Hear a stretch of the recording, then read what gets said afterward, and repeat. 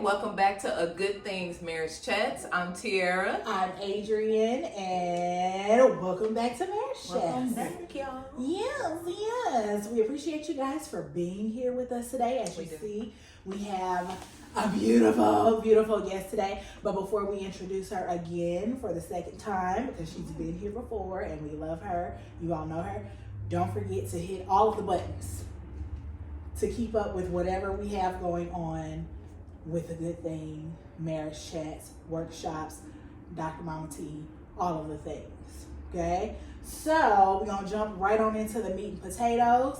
You know her, you see her, we all love her. We have Rabbi Dr. Mama T. Woo, woo, woo. Hello there, audience, and thank you for having me once again. Yes. So, Dr. Mama T, tell us what you're currently working on. Okay, I always have more than one iron in the fire, but Yes, one of you the do. most important things that I have going on right now is that I've recently started my own counseling business. It is a Wonderful. holistic counseling service. It's called Hassad Holistic Counseling. It is designed to heal or search to heal every part of our existence and to allow space for people to set themselves free. We recently found some space at the library on Grand, Divilly Library on Grand, close to Carter.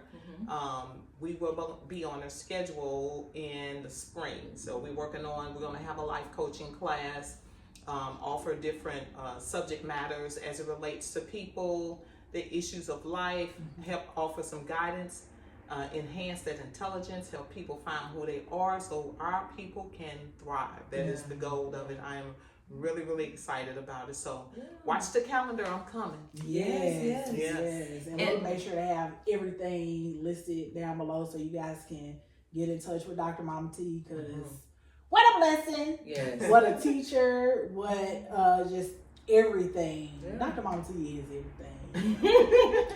And I don't remember when you were here last if you got a chance to talk about your book or not. Did I? I think you talked about it a little bit, but I don't know if it was out yet. Okay. Yeah. Okay. I don't know if it was out yet. So tell us about your book. Okay, so I published a book called Climbing the Ladder of the Soul. The objective of that book is to help people find themselves mentally, physically, spiritually, of the utmost, because we realize that people live here on earth, and then when a person leaves the body, the spirit and the soul continues to live. It talks about the transformation of intelligence from generation to generation, that DNA, the blueprint.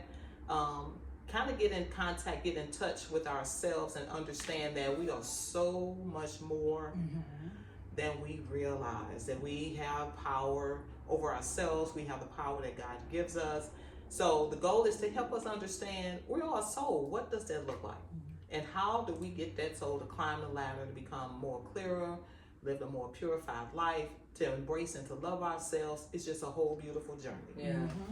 And I'm, with you explaining that, just in case you're a first time watcher here on Marriage Chats, I just want to make sure you know who we are with A Good Thing. Because I feel like my mom kind of put us into a segue. Even though we are a organization that's all about helping marriages to thrive, to be supported, giving you tips and tricks and resources on how to maintain by hosting events, workshops, date nights. Everything is surrounded by helping the individual to heal and to be whole, because in order to have a healthy marriage, we believe that both partners should be healthy. Yeah, absolutely. And so that's where our focus is. And you're going to see a lot of that probably through this season. And you'll see that even with some of our previous seasons, because we're on season 3. Yeah. But you will see that that's a lot of what you're going to see. Our workshops are focused on healing. Yeah. Our retreats are still focused on how we can help that individual and the couple together, because we can do a lot with the couples together, and that's good and that's well and dandy, but we don't want anything to just be brushed under the rug. We don't want people coming to us to feel a certain way, like they need to compare themselves to another couple and what they look like, and it should look like this and be that. We're not telling you what a couple should look like, because you're your own people. You have your own marriage. We're just here to give you some tools and some ideas and things to think about, to consider, so you can reflect Self-reflect. Self-reflect on how can I work on me so I can be the best spouse I can be and be the best person for myself, be the best father, be the best mother, all those things. Yeah. So that's what we're about. Just in case you're just chiming in. That's absolutely fantabulous. So, what are we talking about today, Joseph? What are we talking about today, sweetie? Today, my mind went, hey. Today we are talking about generational and family trauma and its effects. So we thought this would really be good to bring on Dr. Mama T because she knows a lot about this. What do you see as far as some of the most common, the most, I don't want to say popular, like it's a right, good thing. but the thing that's like commonly seen today in people and families and kids and men, women, all of them. Yeah. There is a generalized question, and then there are individual questions of symptoms or different things that people go through. One of the most generalized and easily noticed symptoms as a result of the generational traumas is the feeling of being ignorant and the expression that everybody else is better than you or somebody else has something you have. So when you see jealousy ignited, you see envy ignited, when you see people laughing and they need to be the loudest, it's a look at me, I have a void type thing. And so instead of, to turn around like, I wish they would shut up. Yeah. There's something going on within that person that has not been addressed. Yeah. And it really is just like a type of void. So that's one of the primary things. And like I mentioned earlier, you have a lot of people that they can't stand to see somebody else with something. Yeah. Or they have that, why she have it, or why they have it, or it's always a frown or some type of need to invade or, to disrupt things that look like a symbol of beauty to them because there's a desire for it. So emptiness is real loud, and it's spoken through their voice, it's spoken through their attitude, and something is going on. So, I know we're going to talk a little bit more about it, but it's a way to help kind of soothe how a person is going through without getting too involved, because honestly the work is theirs. Right. But to address it differently makes all the difference in the world. Yeah. Absolutely. Yeah. Right. What? Oh, I'm sorry. Go ahead. So I was gonna ask. So like, if you were out in a restaurant and you heard somebody and you could like tell that they're like doing whatever they're doing to get the attention. Would you go and like give them a compliment or, oh, your laugh is so contagious, or would you just ignore it? Like how does that? It depends on how bizarre they are, because I don't want to mistake the void for substance use disorder, right, or alcoholism, or Yeah. some type of mentally challenged person that a compliment wouldn't soothe them at all. Right. They wouldn't even feel it or hear it. But if it was a matter of, hey y'all, I'm here, I'm being grandiose, it's me. And to stop, and I've done it, like when I'm wrestling with myself or training myself to don't respond to that, you be in control of how you respond to things, and just to stop and look at a person and say, your makeup is beautiful. Yeah. And you could literally see this person melt down like, oh. Yeah. They feel, you make them feel some type of way, and giving them just a couple of seconds of eye contact, like, who did your makeup? Your makeup is flawless. Yeah. And let it be genuine. Let it be an honest answer. If their clothes, they got on the perfect color shirt, or their shoes are sharp or something like that, pause just for a couple of minutes. Yeah. And you'll hear the volume goes down. Yeah. Because you use positivity to change the dynamic or whatever is going on within them. Yeah. And you don't really see it a lot in families. I mean, I've experienced that with like some cousins, or I might have had somebody say something to me, or maybe like a sibling, but in general, that's not a lot that you see with somebody like acknowledging or giving that to that other sibling. And I think a lot of that comes from, one, the comparison, and it could have came from just a sibling and their own insecurities. And it could have also came from the parent, by the way the parent has been saying and making comments to them. And I, like, for instance, I was looking up biological and epigenetic changes and looking at how things are transferred even through like the DNA and changing things of your hormones, which means there's things you could be doing like unconsciously, just you just do it, like you automatically do it, might not even realize really that you're doing it, and how you're treating somebody, how you're acting towards your sibling. We've had conversations before about, it seemed like there's this thing that's traced down where there's been a civil rivalry like for years, and I'm just like, where did that come from? Exactly. That's part of the post-traumatic slave syndrome. I was about That's to. what that is. Because it used to be a thing for, I'm not going to say so much of my parents, although the age bracket for my parents did participate in this. And then the grandparents before that they would be selective over their own children. Like they would call, I've heard older people say, that's my pet right there. That's, and so they could have 5 kids, 5 of their own blood birth children standing there, and they would isolate the one and say, that's my pet, that's my pick right there, not caring how insulting or hurtful or painful it is for this open rejection to your other kids that's wanting the same affection, wanting the attention, or wanting to know, can you teach me who I am, you know? And so when the child has to wrestle with that, then everybody immediately is an enemy, especially the child that's been picked out. So those generational patterns, those generational habits has been so unhealthy, but it is the repercussion, it is the result of how blacks were picked over the whole clan of blacks in slavery time. Like they would have, that's why they call, quote unquote, the house in, you know, bring the one, their pick inside, and that pick could eat their scraps, you know, and they can sleep in a room in an outhouse or something that's not so as distressing in an environment and the way people are treated as the others.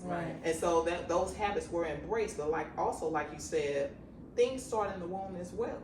You know, that's like the first breeding ground. Where that's you know, you got the DNA that carries information, you got the bloodline and the cells that carries information in this baby that is formed in your womb. And so not only do you have this baby coming up in your womb, that's a part of your bloodline, that's also carrying the heritage that you carry from your mother and she carried from her mother, and so on and so forth. But now how you're speaking while that baby's in the womb, like babies can pick up stimuli as early as I think 6 weeks, and then they begin to respond to stimuli as early as like 28 weeks. So now if the mom is arguing or fighting, or the baby in the womb hears something disruptive, they can respond to that. They can clamp, they can clench, they can do all of these things, which is another form of conditioning before they ever come into this environment, before they come into this world. So that pattern and all of the things that take place as far as generational trauma, it can have its layers. You know, from what happened back then to what's happening in the womb to when they come out and the things they have to deal with, whatever type of rejection that they have to face, however way the mom feels about them, however way the father feels about them or not, you know. So you got this whole living, breathing soul that coming into the world don't know who they are, and nobody's around there to tell them. Or tell them by their responses, by, you know, get away from me, I ain't got time for you, don't show up, and different stuff like that. So all of that's a part of the trauma, all that's a part of the conditioning. That's very layered. It's very layered, because I know, like, for me personally, I can look at my family, my own family members, and see like, okay, there's some trauma somewhere there, and now it's done trickled down to here, and then there's some trauma, and then now it trickled down to here, and then trickled down to me, and I'm like, let's not, and we're gonna change the changes. It's not gonna keep on with me. But there's so many layers to that, because you're realizing that it's not just your mom. It's like people that we don't even know Yes. that were way before Mhm. us Mhm. that are part of the bloodline. Exactly. Exactly. Yeah. Part of the suffering, if somebody don't pump the brakes on it, and at least, before you pump the brakes, you gotta recognize Yeah. it, like you said. Like, why is everybody not talking to each other? Why is every time Uncle so-and-so come over, even when you try to be friendly, everybody frowning and walking away? Mhm. Why is all of these, a bunch of whys come up, Yep. a bunch of questions come up about people's conduct that's supposed to be our elders. Mm-hmm. They're supposed to be, Yeah. there's supposed to be matriarchs in the family. There's Yeah. supposed to be patriarchs in the family. And I'm not talking about age. Yeah. You know, I don't, like, I have older siblings, but I don't have a matriarch or a patriarch because I Yeah. feel like, no, I'll raise myself. Right. You know, right, me right. and God have a really good relationship. Me and Holy Spirit have a really good relationship. God will put people in your path to help answer some questions for you, but He's ever present. Yeah. So, and the other thing about it is, I don't want to draw from somebody that, in fact, don't look like they've taken the healing journey themselves. Right. So, what do you have to That offer? is true. And You know. that makes me think about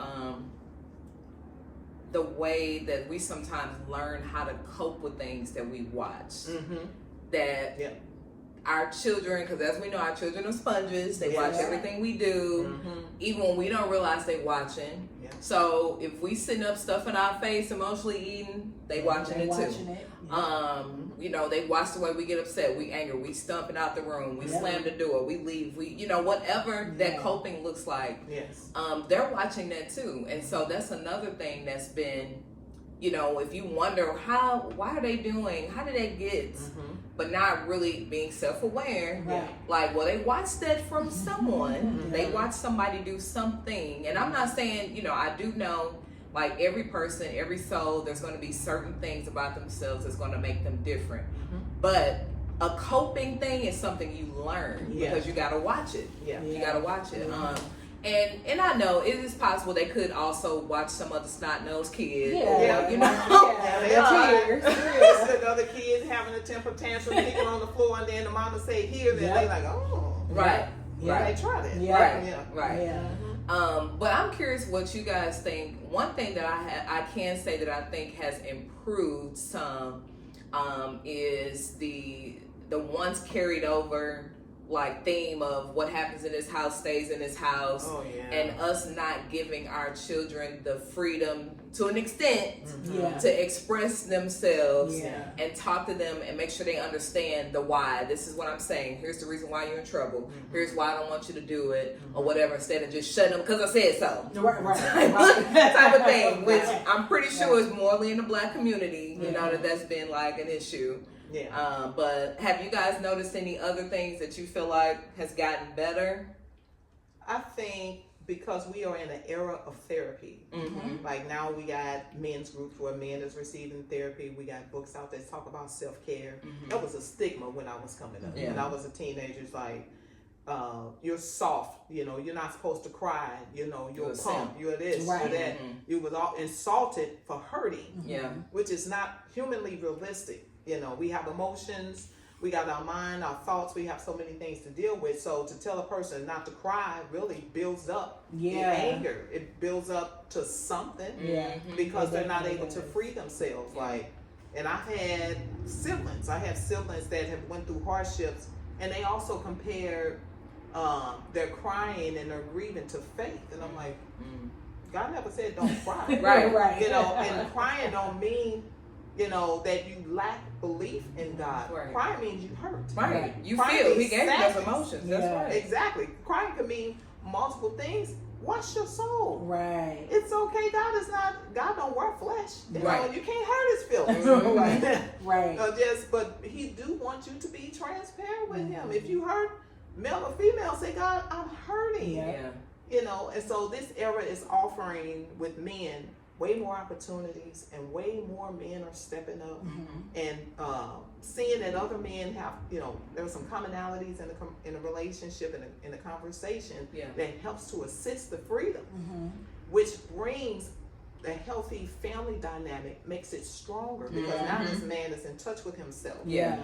and know that it's okay for me to say I was hurt. It's okay for me to say, you know, it was hard. I wanted my father to love me so bad, but he wouldn't. And so how do I deal with it? I feel rejected, and now that my father rejected me, every time I see a male, I'm thinking he's going to reject me. And have the freedom to say that, like, maybe dad didn't have. Yeah. I mean, we have to accept it, you know, and we have to come to that breaking point where we say, hey, the past was yesterday. And if I keep my mind centered on the past, I'm not going anywhere forward. Yeah. And you can't effectively and think we're going to prosper in all of that past pain, all of that past drama, all that past rejection. It affects how you think about everything moving forward. Yeah. So at some point we have to cut it off, like recognize it. It's realistic. Yeah. Be true to your feelings. Find that somebody you can talk to. If you can't find in the family, find them in a phone book. Find you a therapist that can relate to you and assist you in being free. And to that point, you know, because I think we both had this conversation, well, I had it with y'all separately, about how I'm also happy to see these men's spaces, and we're creating those men's spaces at a good thing as well. What I'm hoping catches up sooner than later is what's happening with the young men at home right now. Because what a lot of people are not recognizing, like this man that you talking about, this man that you saying he ain't this, he ain't that, he ain't no good, he this or he that. Who did you raise? Exactly. Who was you punching in the chest? Who was you telling not to cry? Who was you making feel less than, ain't never good enough, all above? So you're raising the very man that you're talking about. Exactly. Exactly. Absolutely. So that's what I'm hoping catches up sooner than later, so we don't have to keep making them go to therapy. And again, I know, we all know, no parent is perfect. I get it, but there's just certain things like that's dramatically changing the trajectory of our men. And you know, I think probably more so for women, I think the biggest thing probably has been maybe the father wounds. I think. You know what? There are a lot more young ladies that are coming forth with mother wounds.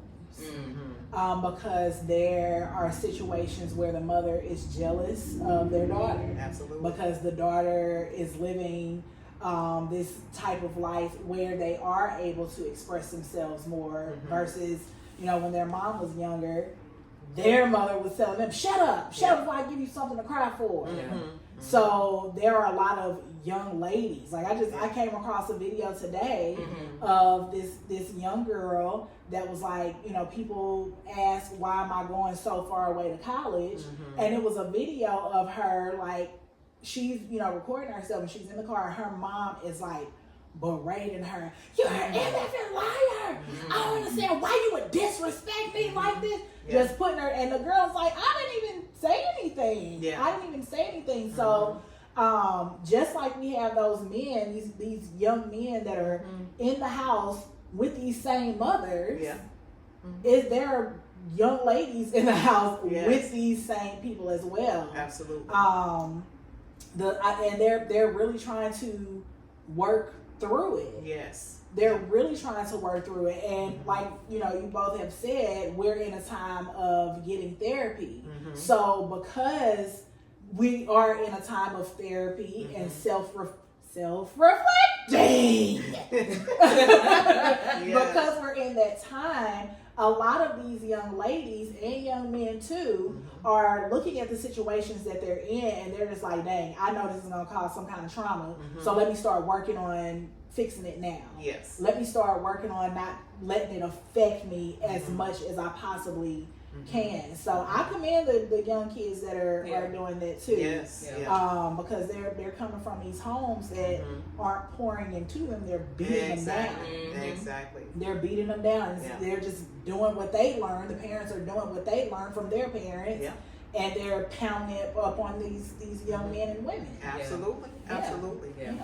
Another thing in the line of what you were saying about the young ladies and how their mother was treating them, they've always also been conditioned.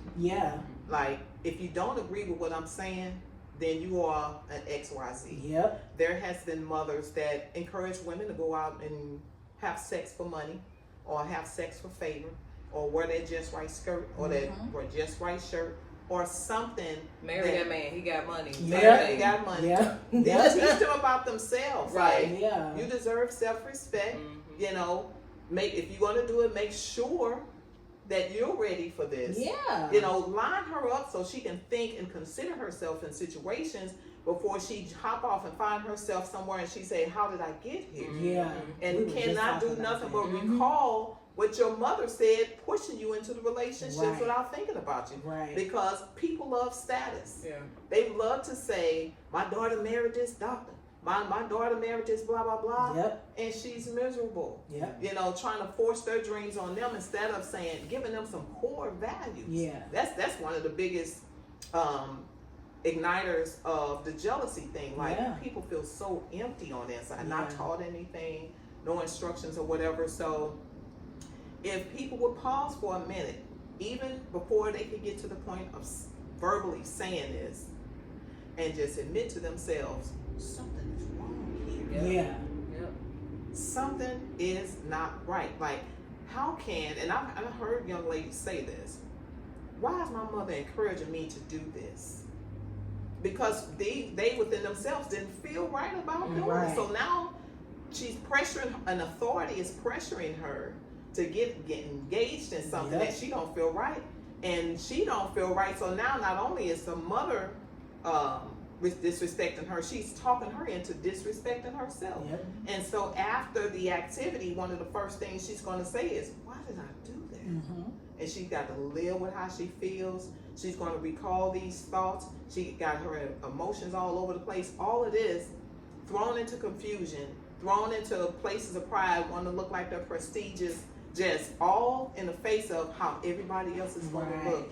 Right. And when it comes to you, you need to think about you. Yeah. You need to think about, do I want this? What's best? If I don't know enough about this, who could I find this? Who could I talk to about this? Like that, having communication is so essential. Yeah. And with somebody that has reasonable thinking, somebody that has some wisdom, somebody has some knowledge, like I need, or do you have an ear long enough to hear what I'm saying? Yeah. Because sometimes you can hear yourself and like, why am I doing this? Right. Just in having that conversation. So there are a lot of things to be broken down, but it always starts with you asking that question. Yep. So let me ask you, what does a cycle breaker look like to you? What when somebody makes up in their mind, like Adrian was saying, we ain't doing this. Yeah. One of the biggest cycle breakers is when you pause and realize I ain't getting nowhere. Mm-hmm. I've been in this. I've been trying to do X, Y, Z for the last 5 years. I'm in the same spot. What's wrong? Mm-hmm. God help me. What's going on here? So here goes the space where you can't have conversations with anybody around you. Right. You need to say, God, what is going on? Mm-hmm. And you give him a chance to show you these things. And he will give you a keener sense of hearing. And then you'll start hearing people repetitiously lying for a joke. Yeah. Setting up things the wrong way. You start to see all of the wrongs around you, not for the sake of judgment, but to show you what's around you.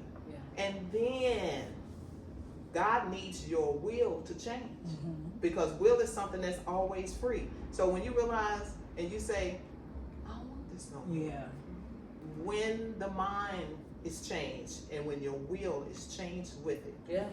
And you don't have to know the Bible from front to back. Yeah. You don't have to be able to say, well, John 3:16 said. Right. You don't have to call him out because he is right there. Yeah. And all you have to do is say, God, I don't want this thing. Yeah. Give me another path. And he hears every part of it. Yeah. He hears your mind and your heart in sync with each other when you make this statement, and things will begin to change. Yeah. And I wanted her to share that because for someone who might be listening to this and feeling like, I've tried, I'm tired, I can't do that, this is the way I am. The worst thing you could say is, this is how I am. Yep. Yeah, Because if you make up in your mind that you want to change, you want to change your environment, you want to change your atmosphere, you want to change yourself, you want to grow, whatever that means, you still need to surrender the how and what that's going to look like. Yes. But you still, as she said, you still want to pray and ask God to help you, and then surrender that and be willing to be ready for the ride. Yeah. Yes. Going for the healing, but don't ever think that you can't change. Our DNA literally changes every day. Yes. We wouldn't even know. Yep. It's so many things that God can do in your sleep, in your dreams. Yes. Just, you know, he can do all things. So never say what he cannot do. He can do anything. Yeah. So, but it's up to you, because they're not going to force anything on us. Yeah. So it's what you want to do. The first Absolutely. thing is calling for help. Right. Yeah. Another essential thing too is we love approval, especially from parents, you know, an authority or whatever. But this is a space where you don't need anybody's permission. You don't need to find somebody. You don't need to make the announcement. You don't need, you know, if the situation has already been affected by what's around you, what good would it be to blow your horn about, hey, I'm getting ready to make changes to people that don't even believe in change, or haven't arrived to that space where they can support you or begin to make changes for themselves. Yeah. So you don't need anybody's permission to make changes for you. Yeah. This is something that you make up within yourself, make up your mind, and then pursue what that looks like for me. You know, establish what you want it to look like a year from now. You know, what's out of order. You know, if you have your finances are out of order, if your lifestyle is out of order, if you realize within yourself, always, before I do something, I always need people's permission, or I need somebody's support, or I need to put it out there and get somebody to cheer me on. Break the cycle. Build for yourself. Learn what you miss on the inside. You know, if you have a habit of, if you don't have emotional balance, pursue what it is to balance your emotions. Like, and so those identifiers, that it becomes your work to find out what's there. It makes absolutely no sense to be ashamed about it, because we all have to do it. We all have to realize what is within me that's under functioning, and what do I need to do to get that up to speed, to help build my control center and do things that's beneficial for me. So you don't need nobody's permission. Just you need the guidance. Did you have something you wanted to add, Drew, before I No.